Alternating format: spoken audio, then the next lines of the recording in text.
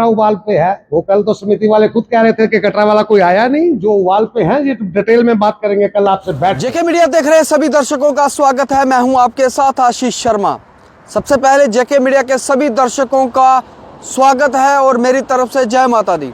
हम आपको बता दें कि हाई लेवल कमेटी मीटिंग जो आज रोपवे के विरोध में जो हाई लेवल कमेटी जो मीटिंग है वो आपने पिछले कई दिनों में देखा कि वो हो रही है। आज भी कटरा में जो है हाई लेवल कमेटी मीटिंग हुई, जिसका जो पहले जो हमारे कटरा के विधायक बलदेव राज शर्मा जी उनके साथ जाके मिले, जब उनसे मीडिया पत्रकारों ने बात की तो आइए सुनिए उन्होंने अपनी प्रेस बाइट में क्या कहा, आखिर वो क्यों मिले हाई लेवल कमेटी से। देखिए जेके मीडिया की ये रिपोर्ट कटरा से।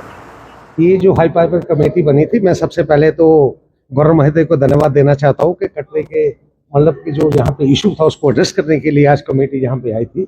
मैंने उनसे पूरी एक लेंथ ब्रेथ में पूरी बात रखी है और कम से कम 40 मिनट मुझे लगे हैं कटरा की बेहतरी के लिए, कटरा के आने वाले दिनों में यहाँ पे रोजगार बढ़े, यहाँ पे फैसिलिटेट यात्री हो, यहाँ पे सारी चीज़ों को एड्रेस किया जाए, उसके बारे में मैंने डिटेल वहाँ पे बात की है। और मुझे उम्मीद है कि जो हमने बात रखी है उस पर ऊपर मतलब गवर्नर महोदय और खासकर कमेटी जो है पूरा ध्यान रखेगी। सर क्या बात रखी है, क्या बात क्या रखी है? नहीं, बात क्या कटरा ने एक प्रोटेस्ट देखा जिसमें रोपवे के खिलाफ फिर से एक रैली निकाली गई, तो आज आपने रोपवे के फेवर में बात रखी है कि यहाँ वैष्णो देवी संघर्ष समिति के पक्ष में बात रखा है?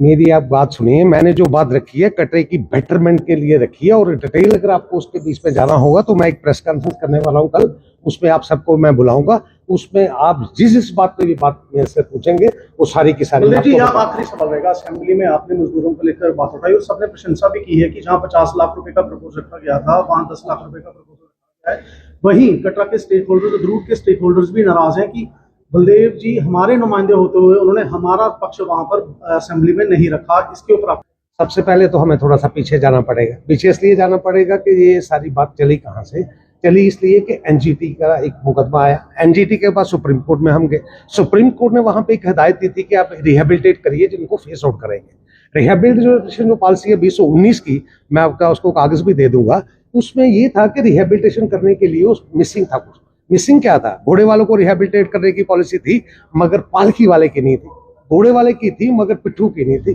मेरा ये कहना था कि इन सब के लिए हो, और कहने के साथ साथ उसमें मात्र उन्होंने किसी के काम को छुड़ाने के लिए, फेस आउट करने के लिए मात्र प्रावधान उन्होंने जो रखा था 50,000 का रखा था, जो काफी नहीं था। और उसी के चलते 19 से लेकर 25 तक आज 10 साल में 6 साल में वो उसके आधार पे कोई फेस आउट नहीं हुआ, क्योंकि 50,000 कोई मैंने नहीं रखा था।